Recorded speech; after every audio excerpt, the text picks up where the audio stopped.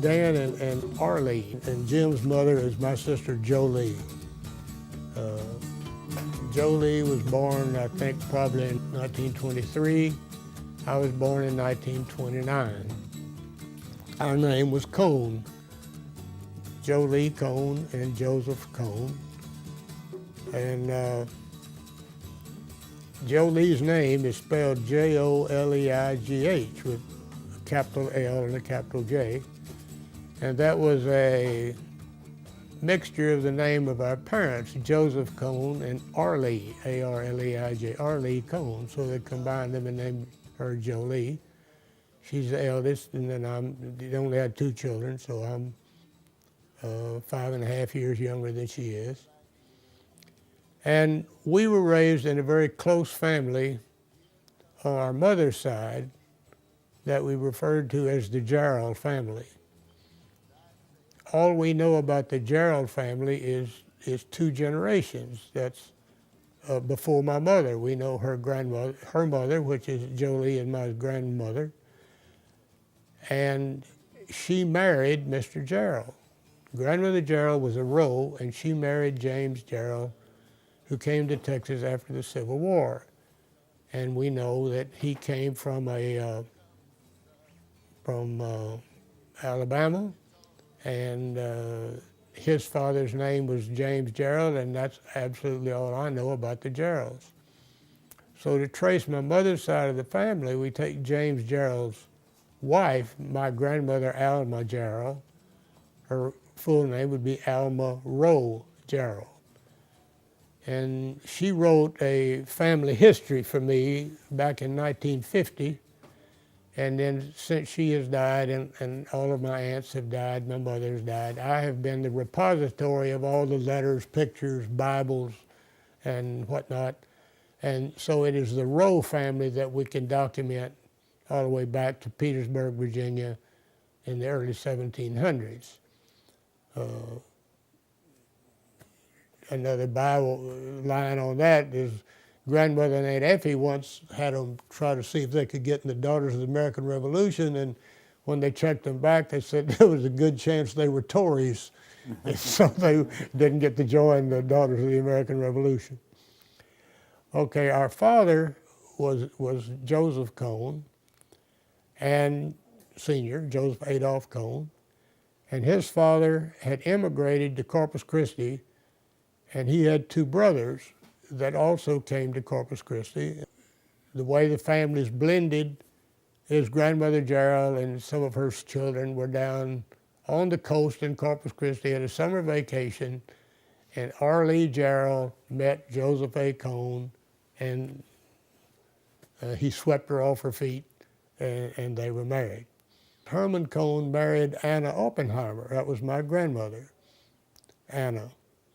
And she lived in a big house in Corpus Christi up on the bluff above the beach, the way the town's laid out. And Joleigh and I were raised with a European influence because grandmother spoke with a heavy German accent, but everything in the house was just like you were living in Ingolweiler, where they came from, which is in the Alsace-Lorraine. But to set the scene best we can, when grandfather Gerald's father died in the Confederate Army, and when he was in his late teens, early 20s, he came to Texas, and he lived up in central Texas around Austin.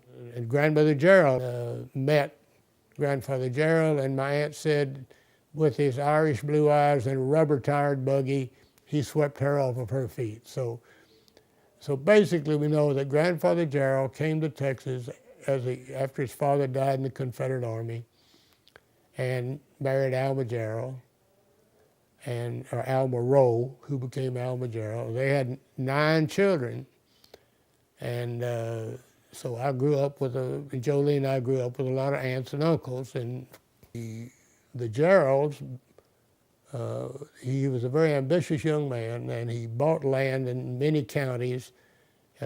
He died, he left an estate of nearly $100,000 around 1910, didn't have any debt, left my grandmother Gerald, and she educated at least 7 of the 9 children through college. So and we were a very close-knit group growing up with Christmases and Thanksgivings. Wherever grandmother Gerald was, that's where the girls would, there were 6 girls and 3 boys in the Gerald family. Joleigh and I were both born here in Corpus Christi, where my mother and father lived with my grandmother, Anna Cone. And then when I was 2 years old and Joleigh was about 7, we moved to Bishop, Texas, which put her close to her mother and my Uncle Jack. So that was my context growing up. Well, the city of Bishop was started in 1910. So I'm talking about 1934. So the town the town had been prairie, just, you know. By 1914, it had miles of sidewalk. It had, you know, didn't have paved streets, but it had gravel streets. And grandmother's house was a shiplap board, and quite large. Between the sidewalk and the street had mulberry trees. In our front yard, we had 2 pomegranate trees. And then on the back side of the house, we had what they call Mustang grapes growing on an arbor. And then for the piece de resistance, we had figs. Had 3 different kind of fig trees in our yard. So that was always fun as a boy, and be little, and, you know, me and my friend B-Boy, as they called me, and B-Boy would climb those chinaberry trees. All we'd have was going to be a pair of short pants. And we'd get that mulberry juice all over us eating, but we just sit up in that tree eating the berries, you know.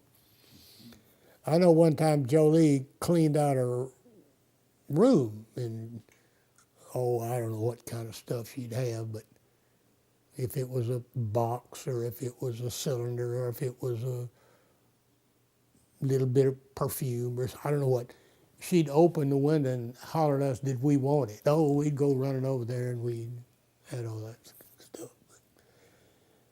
Then I remember one time, we didn't have a picture show, didn't have TV. One time a guy parked his car across the street and he had a huge rat on the running board. And of course, you're ignorant, and we thought biggest rat we'd ever seen. We thought maybe he was taking the town to brag about it. You know, God, why we didn't catch bubonic plague, I don't know. But anyway, we stole the rat. So now we got a rat to play with, a dead rat, and we got this rat. And someone started talking about burying people in coffins, and you made them airtight. Now, we didn't know anything about embalming anybody, but so we decided if we found a coffee can that had the over lid that would really fit tight, we could put that rat in there and bury it, and it wouldn't decompose. Well, I'll guarantee you right now that didn't work. But we buried that rat. Now, I don't know how long, I don't imagine we waited a week, but we couldn't wait to see if our rat had been perfectly preserved. I can guarantee you, when we took the lid off that can, that was the end of our scientific experiment right there. We didn't do it. So you can tell Joleigh and Jack Jr. didn't have a lot to do with me in those days. I was a barbarian, and they read a lot. He read all of Jules Verne, and he read Edgar Rice Burroughs, all the different Tarzan books, and we had a big tree, and it was at a slope, and he and Joleigh used to climb the tree. Jack Jr. and Joleigh climbed the tree. And one big limb went out, and that was his kingdom. And then Joleigh's was somewhere else. Well, his was hard to get to because there weren't very many intervening limbs. So you kind of had to scoot along on this trunk.